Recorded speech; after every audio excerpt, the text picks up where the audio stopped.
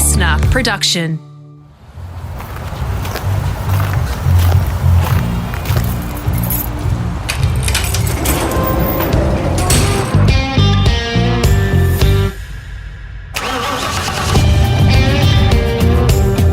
I'm automotive commentator and journalist Greg Rust, and this is Rusty's Garage. In this episode, I'm about an hour's drive north of Auckland. The countryside here is just beautiful. It's where one of the most diversely successful motorcycle racers from the 70s and 80s is now based. Graeme Crosby, or Cros as he's often called, is the Larrikin Biker, with loads of funny stories from his time racing in New Zealand, Australia and around the world. Like Steve Parrish, who you may have listened to already in the Rusty's Garage library, Cros came through an era where they weren't PC. So keep that in perspective. We're just talking about history. He's a ripper bloke who also went on to be a very handy touring car racer. And these days he's doing some cool resto work with bikes too. Cros is one of those people that discovered his passion really early on in life, and he loved it so much he couldn't imagine doing anything else. So I want you to tell me in your own words where you grew up in New Zealand, your first memories of motorbikes or anything with an engine, and how influential that was on you.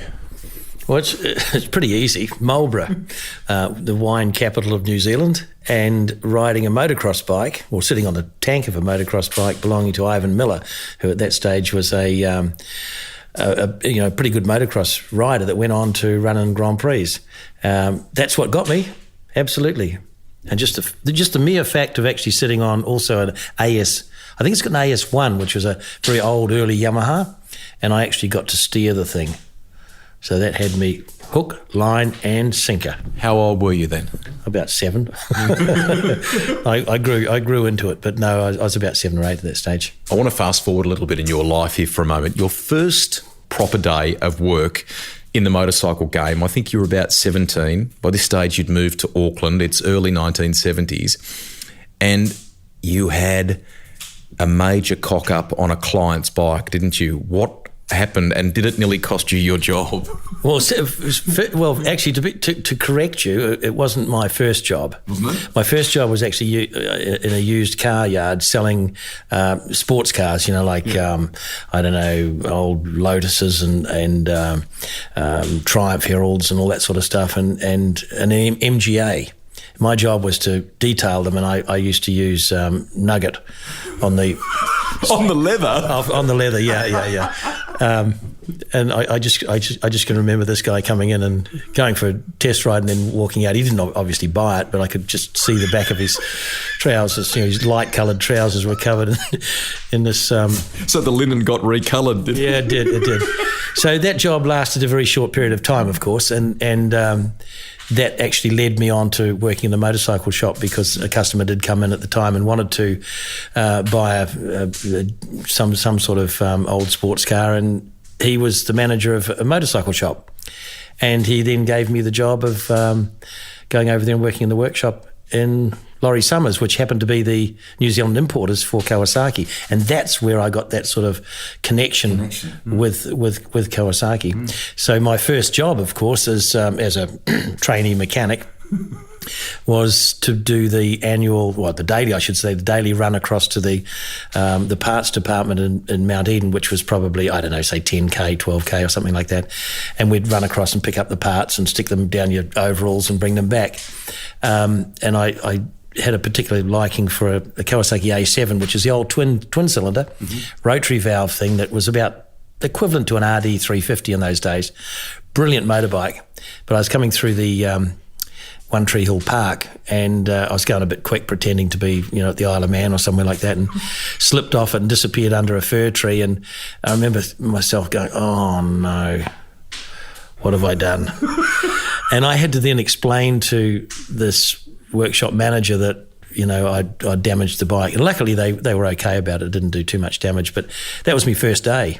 So it was a bit of a scary start. You were worried it was actually sap from the trees or something at the time, but you spun him a yarn about the big yellow bus and come out of nowhere or something. I forgot about that one. Yeah. No, that's exactly right, because there's a lot of trees that overhang, and it's a very similar scenario to Imola. Okay. If it ever rains at Imola, it's the second or third corner, it has the same thing where it becomes very, very slippery. But at the time, I sort of blamed an ARA bus, which is the Auckland Regional Council bus, to come out and, failed to give way, and I took immediate action and unfortunately, saved myself and what was left of the bike.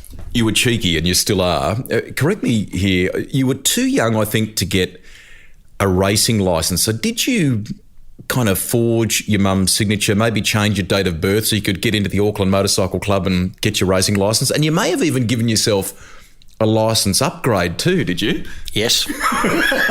Well, I had to because I was involved in the motorcycle club fairly early on, and this all feeds the whole motorcycle theme, is that we'd sit in the motorcycle club and drink as much beer as you could possibly do, and then watch and read all of the magazines that would come out from the UK, whether it be Motorcycle Mechanics or Motorcycle News or whatever it was.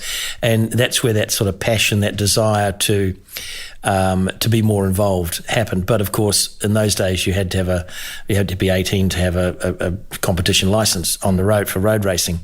So I did a bit of forging, but I mean, any kid would do, wouldn't they? Yeah. And you upgraded. Did you give yourself like a truck endorsement or something or other as well? What'd you do?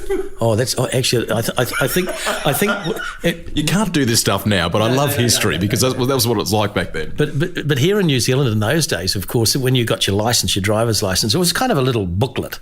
And when I went for my license in a Morris Minor, the guy signed me off, and I thought at the time, like, it's just a pencil mark or a pen, and when they changed over to this new licensing system, there was nothing on the computer because they didn't have computers in those days. But when they did introduce the computer, I took the opportunity to endorse myself in trucks, heavy license for trucks and buses and Caterpillar tractors and all sorts of things. So yeah, it kind of worked really well. I love the fact that you brought up the motorcycle club a moment ago and reading old magazines and things like that. That had a very lasting impact on you, particularly around the Isle of Man TT and listening to stories about the TT. And, even now, the Tourist Trophy, which has been going for over 100 years there, it's this odd mix of immense danger, and yet it's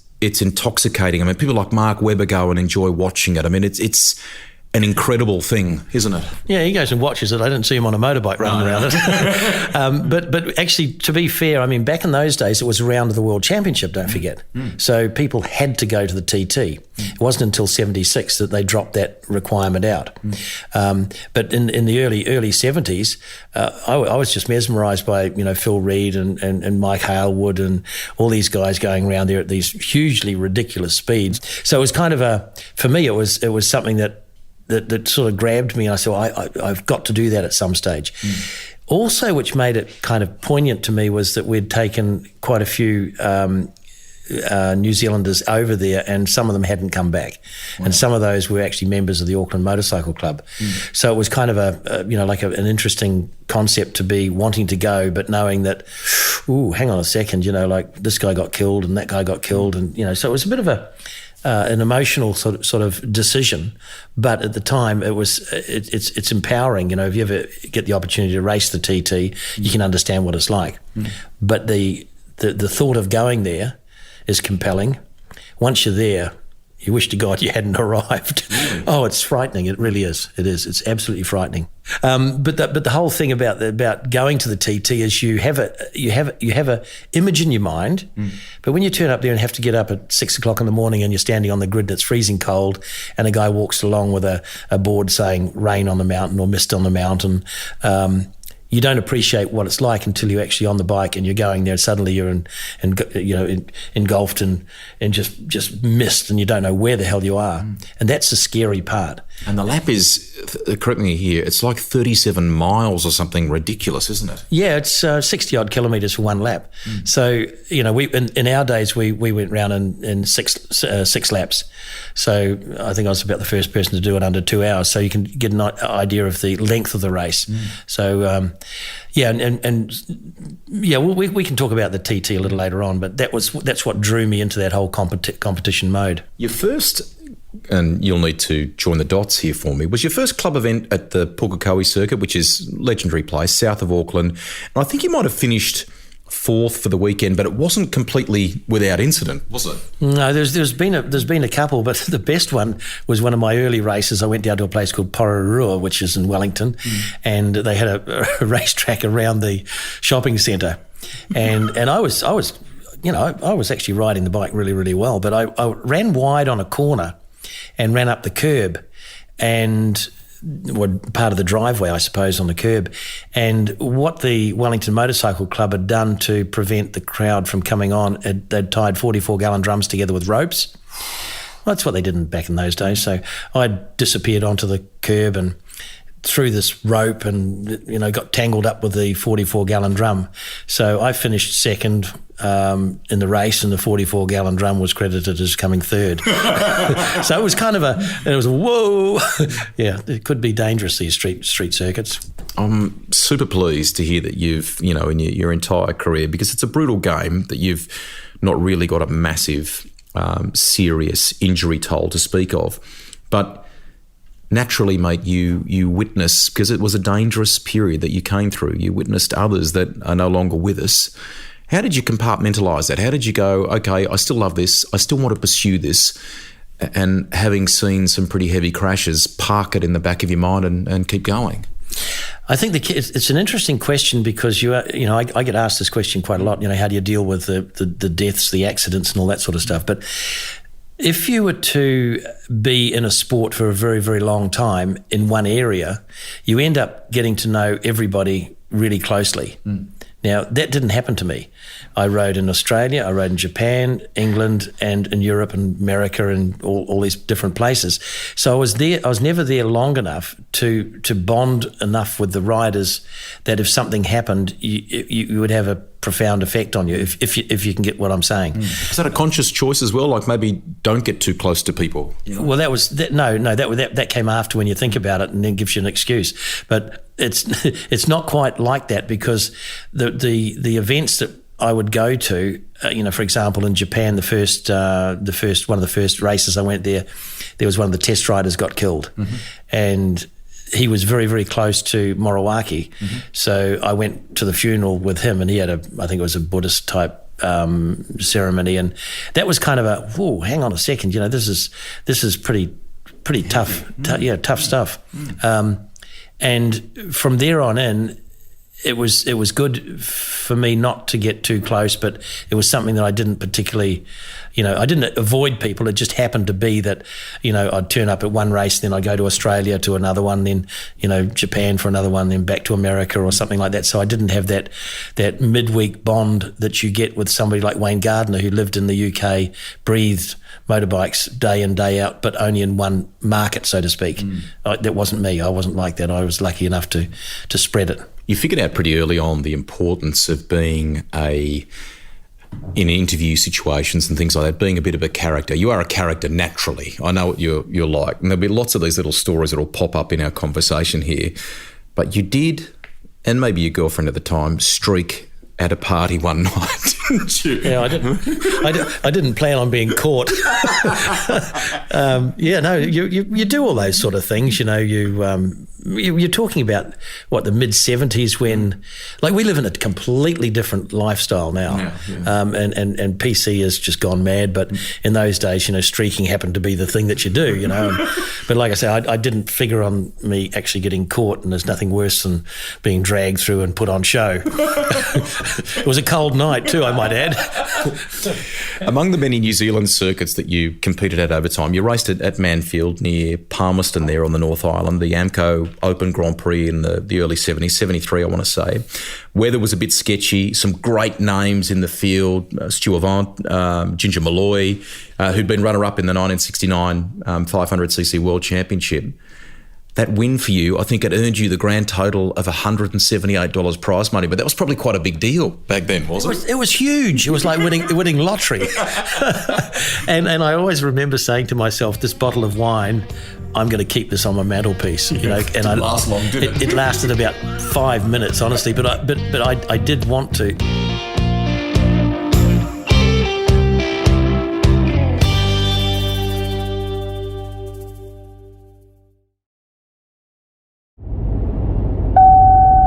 The basic tools you'll need to work on your engine: wrenches, ratchets, socket set, screwdrivers, pliers, and if that doesn't work, use a hammer. The focal part of our discussion at the moment is naturally where it all really began for you in New Zealand. You would go on to Australia and then around the world, as you said before.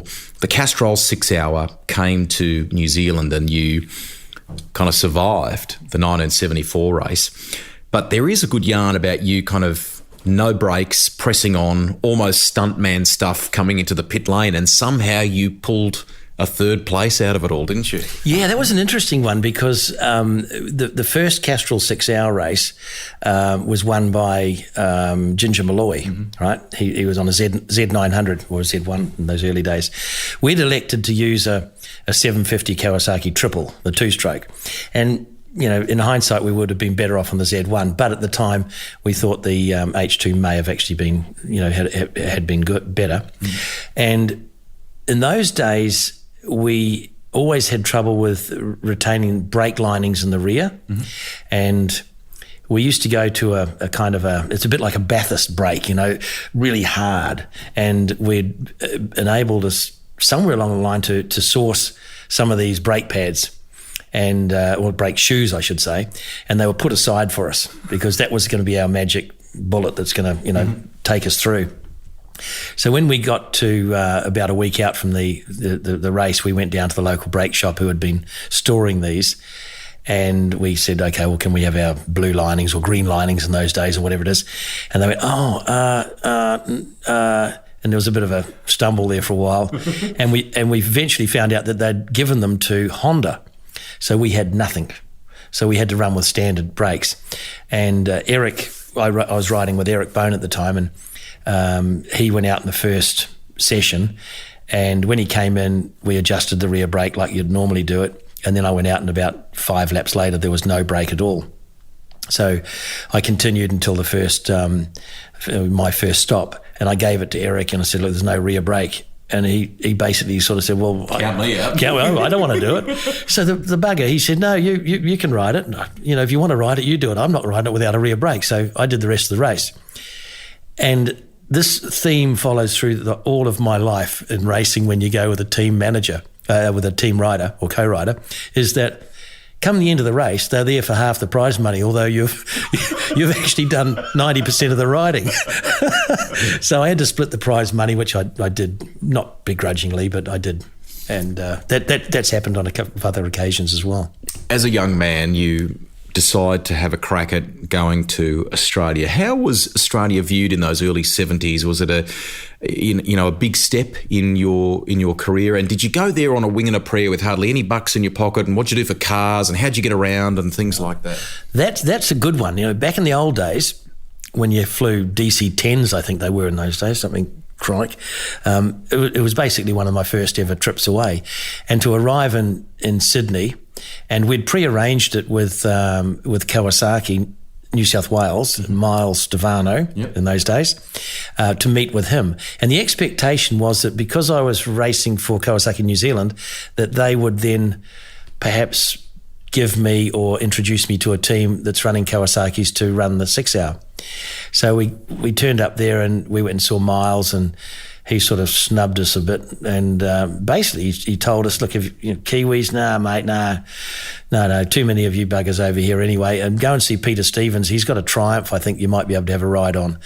And I thought at the time, oh, you bugger. And I didn't want to do that, so we sort of left tail between our legs with about 2 or 3 weeks to go before the race. And then Bernie Summers, who was a journalist with Revs magazine, he was teed up to run with Chris Wise in those days, and they had an old Z1 that they'd borrowed off somebody, and I remember at the time they couldn't find any of the shims big enough to take up the clearances, and it was a rattly old thing. And anyway, I took over Bernie's ride after he had a crash, one of his numerous crashes that he's infamous for. Yeah. I think he broke his legs or something like that. I can't remember exactly. So we went out to Amaroo Park, and I rode with Chris, and the bike stayed together for the whole 6 hour and went really, really well. I think we finished 5th or 6th or something like that. And that was my first time that I'd actually raced it in Australia. But huge step. When you've got 8 people and a brown dog at Pukekohe, and then you go to Amaroo for the 6 hour, which is probably the biggest race in Australia. In was it 70? It must have been 76 or something like that. That was a huge step, and hot. And flies. And the stupidest thing of having to pull motorbikes down in all that sand and dirt and have Chris Peckham stand over you and say, okay, well, we want 1 camshaft, we want 1 valve, we want 1 shock absorber, we want this and that, and he'd go away and measure it, and we'd have to put it all back together in the hope that it would, run without an oil leak or anything like that in the race. So the basic concept behind it was great. You know that if you've passed qualifying, nobody's going to protest you. You've done it, and that's how it worked. I lived for a time not all that far from where Amaroo Park used to be. It's now all lifestyle housing and things like that. Oran Park is now gone as well. There were some great Australian racetracks. Did you enjoy racing there? Amaroo was, when you got down to Stop-Go Corner for a motorcycle rider, that must have been quite a daunting corner. Well, it was, but, because they're all right-hand corners, aren't they? And I had some terrific races there, particularly on the in the 6 hour when I rode the CBX 1000. Everybody said you're stupid, but in actual fact, the thing, we put it on pole, and we ran it. It was leading, I think, and then we had a problem with the thing stopping. It broke down. No, it seized, actually. We were trying to squeeze too much out of it. But the Z1R that I rode with Kiyohara, he sort of tipped it over as well. I rode a Ducati 900 there, and of course the Z1. So there's been plenty of opportunities there, but I love that circuit. It was really easy to. Oh well, I say loved it. Coming onto the straight there one time in the early days, we were testing our superbike. We'd gone from a 19-inch wheel to an 18-inch wheel, and put a slick tyre on it, and suddenly I had grip, and I pitched it into that corner. I'm not sure what corner it is. It's the one that goes onto the main straight, but it's got a lot of Armco ahead of you. Yes, if you cock it up, and I cocked it up, and I hit this Armco and destroyed this wheel that it was a Morris magnesium wheel that we were so proud to have to put on this bike, and we did about 2 laps and broke it. Yeah, destroyed it, but it was good fun. Motor racing's a game in many ways of self-belief, whether you're cars or bikes.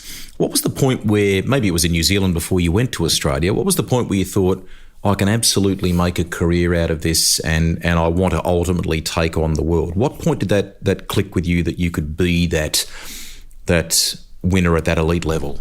I think the biggest thing was... if I talk about a point of change, I think it is, from being a sort of a privateer that kind of didn't really know where he was going, but had opportunities given to him.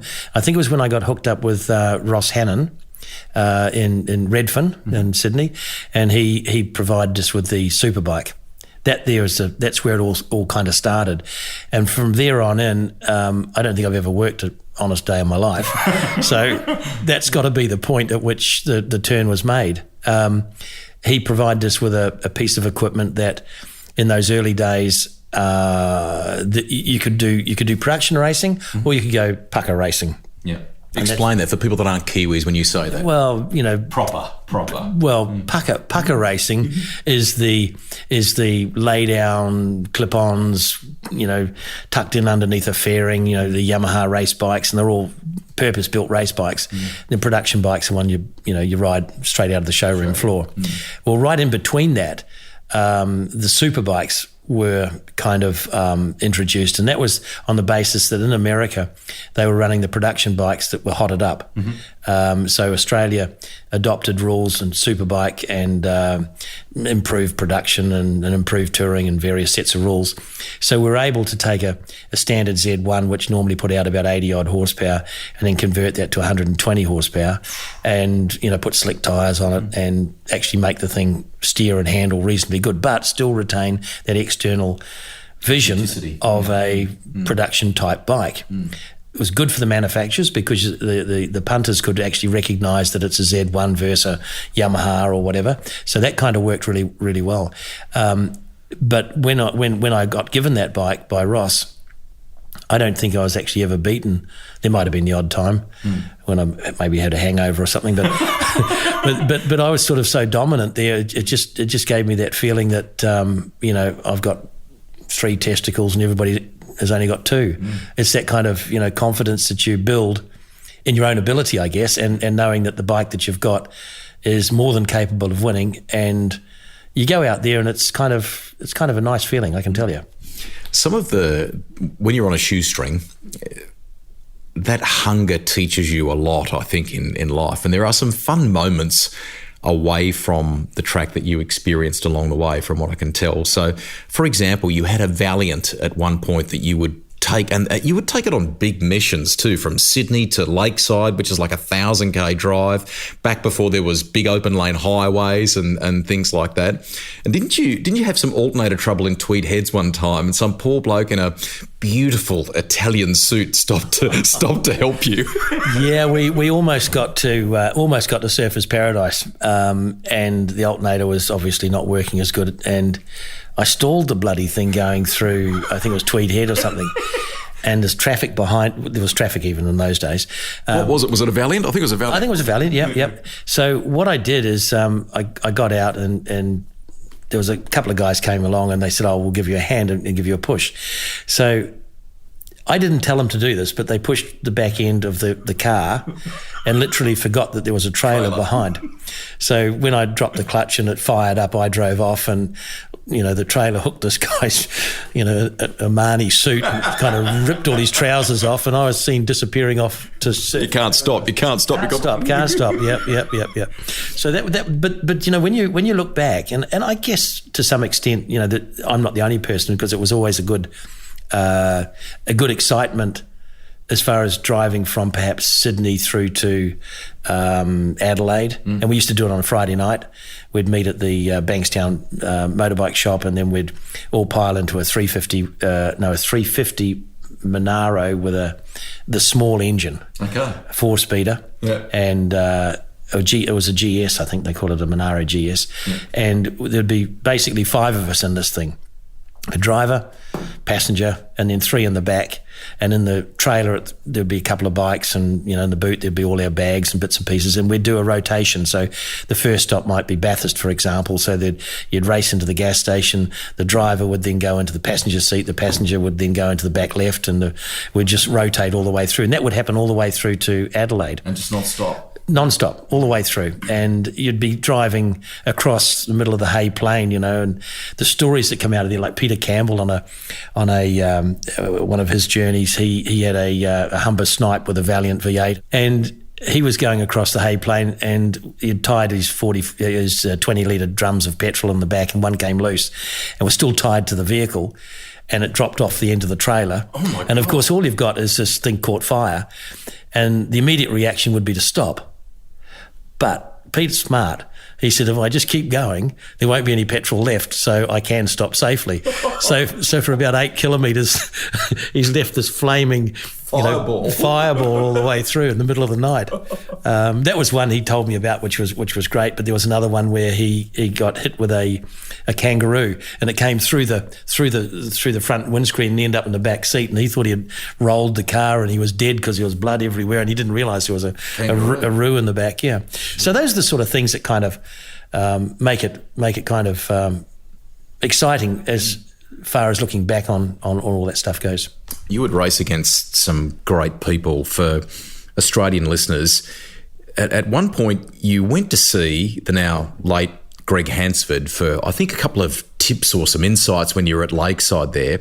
And the very first time Harry, as he was known, came into view was like a scene out of a movie. He was he more or less slid into view, didn't he? He did. That was my first race at Lakeside, and I'd come up on the superbike, and nobody knew who the hell I was, and I'd heard of Harry Hansford and the TKA team, which was, I think in those days, Murray Sale and Greg and Rick Perry, I think, the three of them. Anyway, I arrived there, and we were due to go out, and I was hanging over the fence at Lakeside, and over the top of this hill came Harry. I think he was running it might have been one of his 250s or 350s at the time.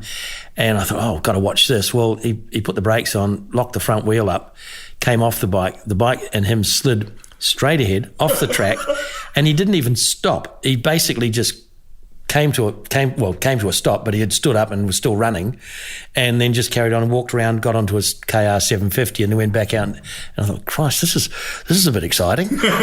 so it was that was my first introduction to Harry, which was was a bit of a shock. The Marlborough Series in New Zealand the following year, you had some fun with I think Randy Mamola was a part of this as well, and you were playing pool one night between races, and things escalated, didn't it? What happened to poor Randy? Well, let me put it in perspective that we are playing pool. This is after the race, or between the the day of racing and the practice day, and we're at this motel and we're playing snooker, or actually it was pool, and Harry had, in those days you had to put coins on the table, which you probably still do. I don't know. I haven't played it for a long time, but we would. My coin had come up, and I was playing Greg Hansford, who was. It was a shark in those days, as they call it. Yeah. Anyway, I was getting very, very close to winning, and I only had the black to sink.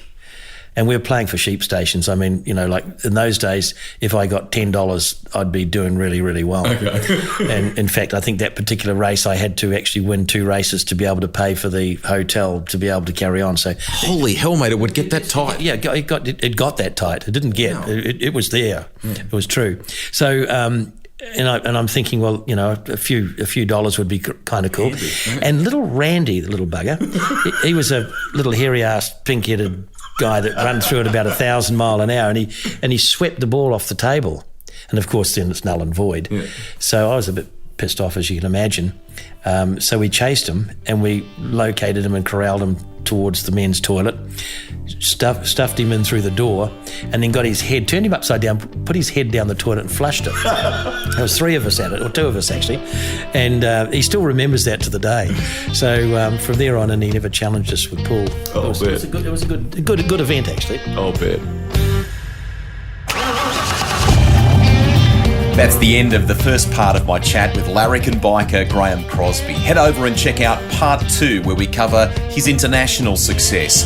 The fun didn't stop just because he was racing for big teams or at major events. Rusty's Garage is written and presented by me, Greg Rust. Series producer and editor is Alex Mitchell. Audio production by Darcy Thompson.